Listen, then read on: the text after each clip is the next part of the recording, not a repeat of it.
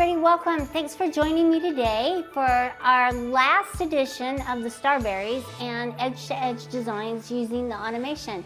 So I'm going to jump right in and talk to you about positioning your quilt on the frame to be quilted for edge-to-edge designs, okay? Edge-to-edge designs mean we're sewing off the edges of our quilt top onto our batting. We're not sewing off the batting and the backing, we're just sewing off the edges of the top. So as we're positioning our quilt top, we'll want to leave enough area so that it can sew up and off, but it's not hitting the take-up pole. This pole right here that goes through the arm of the sewing machine is called the take-up pole. It takes up all the layers of the fabrics, and that's why we have named it the take-up pole. All right, notice I'm using the Evolution hoop frame, and so I have the clips on. So they can get in the way of your quilting, so I want you to adjust it. So move your machine back as far as you can till it hits the quilt clips, okay? Now, see where the position of the foot is, right here, okay? See, I can't position my quilt top up past this, otherwise my machine's going to hit into the quilt clips, okay? Oh, and it's also going to throw off my edge-to-edge design. So I will position it down below the foot so it has enough area to sew up off my design and then sew off onto the sides. Now, you could also push it all the way over. I just did this really quickly, but notice that it hits the knob right here on the side. I know you can't see it, but it will. So move your carriage all the way to the side and then back as far as you can, and then position your quilt top to where you need it so it can start sewing up and off the edges of the top. Okay, let's get in and let's tack down our quilt. Now, I'm saying tack down the quilt because I'm just using a regular sewing stitch or a quilting stitch and a regular SPI. Sometimes when we base, the base stitch is a little too large, and as you're sewing off the edges of your top, the foot can get caught if the spacing of the base stitch is not small enough.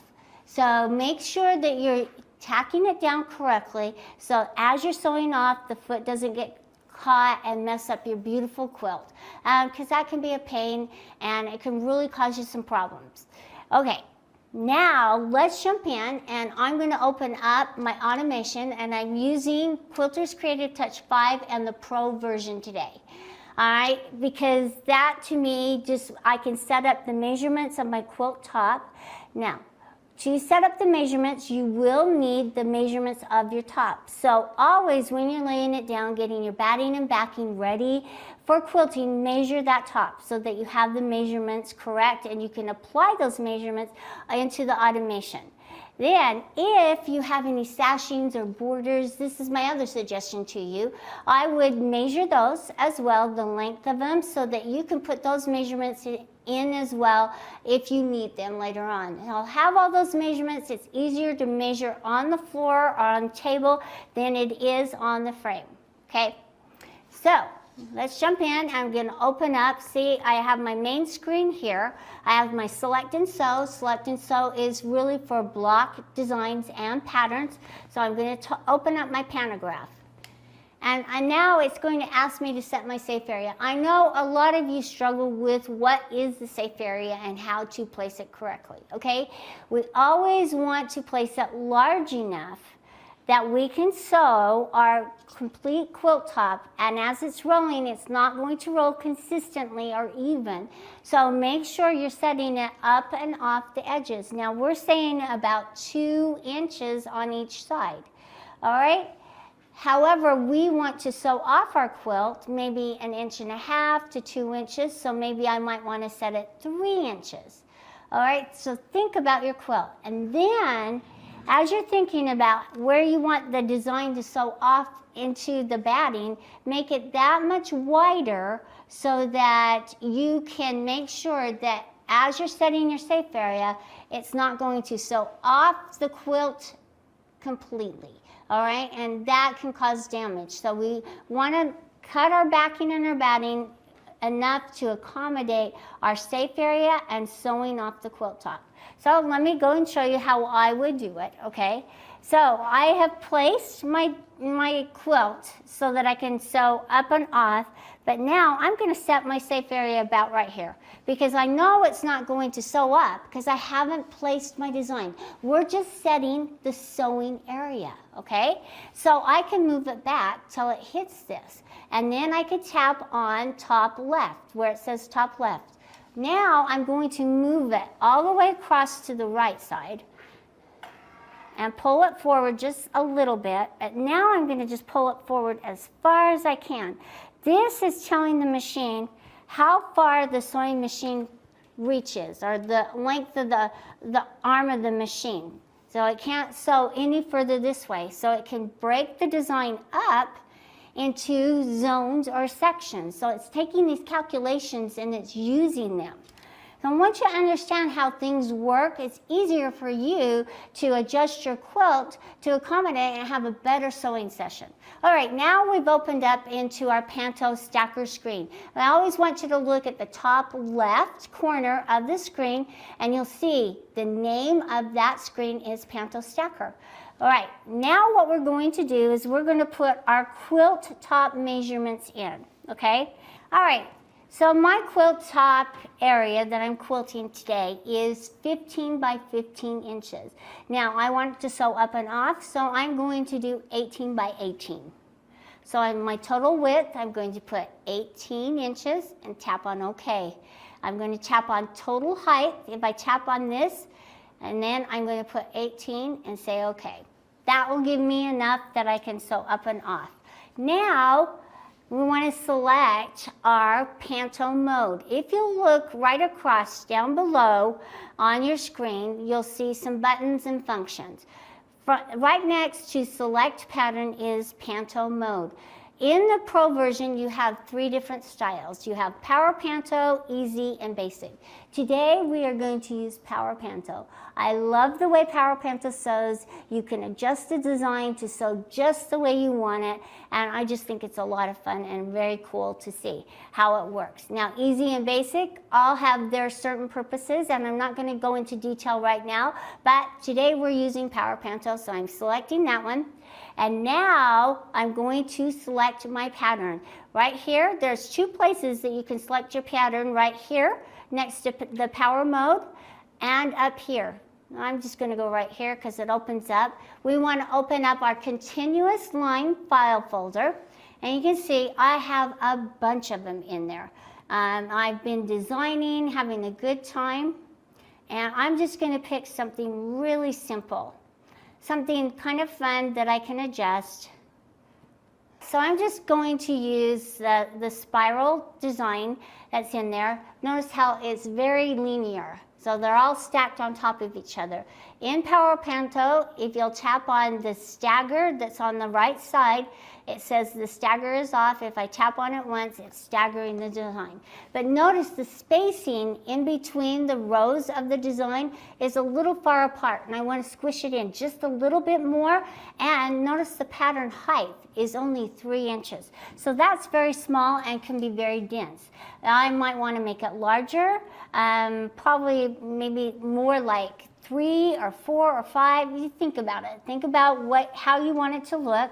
I'm going to go with the 3.6, but I'm going to change the spacing of the design and bring it closer together so it looks a little more dense and a little more compact. All right, I like that. I like the way it looks. I like that I have enough spacing on the hoop frame. Now, as we come over here to the right, we have place as a single pattern or sew in zones. Today, I am going to sew down my quilt, so I want to sew in zones, okay? And not as a single pattern. A single pattern is if you had a single block here that you wanted to quilt, that's what you would use. Tapping on sew in zones. What it's doing now is it's taking my measurements and it's calculating, okay, how many zones will it take for her to sew all the way down?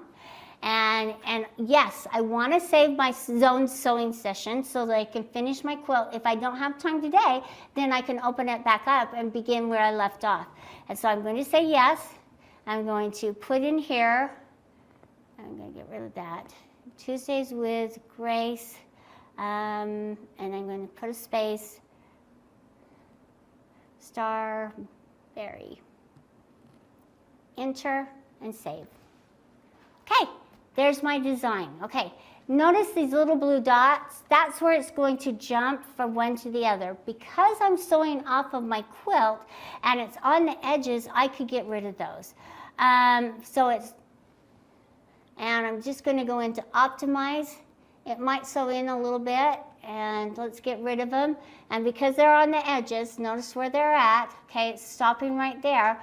I'm just going to say remove all. Now, you don't want to always do this, but because it is sewing off the quilt edges, you can get rid of all of them that are on the edges. Say I had one that was right here, and it moved over here to start. Okay, you can change the way it starts and stops in optimization. However, be very careful, because if you don't do it exactly right, you'll get a sewing line from one edge to the other, and you don't want that. All right, so I'm going to say okay. Now I'm using 4-point placement, so now I'm going to use my marking stickers and place and mark at the same time. I'm going to mark and place up and off my quilt, my top left corner, and how you mark and place it. It's not asking me to do this, but I'm doing this for a specific reason. All right? It's because if something happened or my computer shut down, I have these markings or these placement markers to go back to and replace my design. And then if it's sewed partially and it's shut down, then I can get back easier and make it look more cohesive and sewing correctly. So I'm going to come over here, and I'm just going to use my single stitch right up here at the top. Notice that there's a little needle with a +1. That's my single stitch. I made a mark. Now, this is the sticker. The little hole that I made with the needle is the mark. All right, I'm going to move across the quilt. You can use tape. You can use whatever you want, okay? And I'm going to do the same thing. So I'm going to come right over here and use my single stitch again and mark. All right, now I have my first marking stickers. Now I'm going to use it to place it. I'm going to do my A first. And the reason I didn't place it at the same time, I wanted you to see the process. So, right here is your little notice that it's highly recommended that you use these marking stickers for your placement. And I'm going to say, okay. Notice how it shifted and moved the design over to where now it's going to start sewing right there, or it's going to start somewhere. It might not always start right there. And then I'm going to place my B. And that's that B side. And you'll notice it stretched it out. And now I can place my C and D, okay? So now I'll go do my C. And what C and D does is it just kind of helps it as you're sewing. And if I came in really far, notice what it would do. It angles it. So it adjusts it to the angle of your quilt. And we want it to sew off. See, I'm using my foot, so it will sew off the edges. And I'm going to come over here and do D. All right, and notice it's not on straight, but that's okay. All right, so now I am ready to sew. I'm going to come up here because I don't want to use my pole bobbin. I'm just going to come up here and guesstimate where it's going to start sewing. I'm going to use my single stitch again. Come on. And pull up my threads, and then I'm just going to tap on sew. And stand back and let it do its thing. Okay.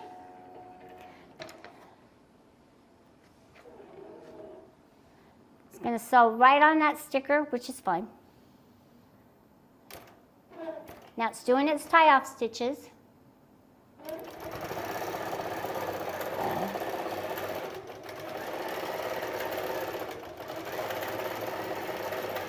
And now I'm going to just stand back and kind of let it do its thing.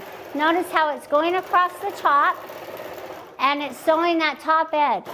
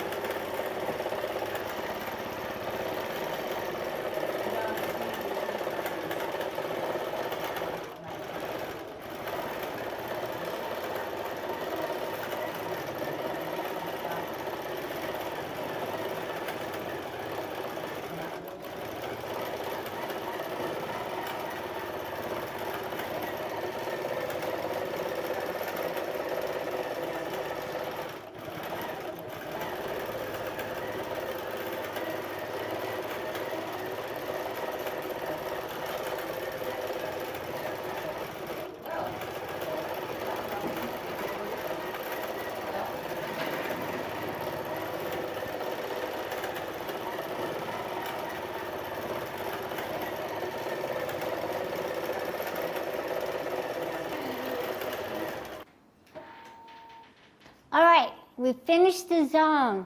However, we need to cut our threads. A lot of you ask all the time, how do I cut my threads and pull them up? All right, I'm going to show you, okay? Notice that the carriage was released at the very end of it finished sewing. So I'm going to pull it towards me.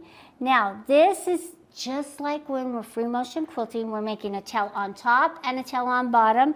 I'm going to move it back where we stopped sewing, where the threads came up, and then we're going to tap on our single stitch, okay?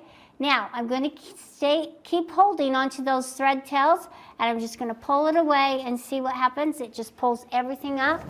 I can cut my threads now, and I'm just going to cut all of them right there at the base. It's already made the knot and the tie-off stitch, so I am now ready to begin marking for my next zone. All right, so now I can tap on finish zone. Once I tap on that, I'm going to get my stickers ready, okay? And it's asking me some questions, some really important questions. Now, if you get tired of these questions, you can absolutely turn them off by just saying, do not show again. And if you tap on that, you can say session only or permanently. Either one, you could always retrieve them later on. All right, I'm just going to say session only. All right. Now, it's going to move to where I'm going to mark my placement. Put my marking sticker, my placement sticker right here. So I'm going to put it right underneath the foot. Notice, it's number 2A. We're on zone 2. This is now position A rather than B because I'm having it sew back and forth, okay? So I'm going to use my single stitch. Give it a second because it takes a minute for it to engage with the single stitch. And now I'm going to hold on to the sticker with my finger and tap on next mark. Because I'm using 4-point placement, I actually have another mark. Now it's going to move across. Now, I could have moved it across rather than having it move. You can do either or, whatever you decide. All right, now I'm going to put my second sticker right underneath the foot. Once again, use the single stitch. All right, now I have my second mark. And look I have a green continue. I'm going to tap on continue. And it's asking me if I'm sure I completed all the zones. Yes, I am.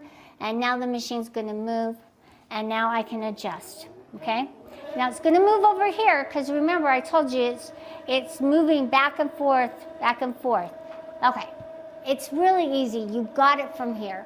It will actually tell you what you need to do, the whole process in the Pro version, okay? And the markers are there for me, so if I decided to quit, okay, I'm good to go. So I'm going to let you go now and go and do your pantographs, either free motion them or use the automation. It's so much fun. And it's just another way to quilt, a quick and easy design and make your quilt that much more beautiful. Thanks for joining me and I'll see you next time. Bye-bye.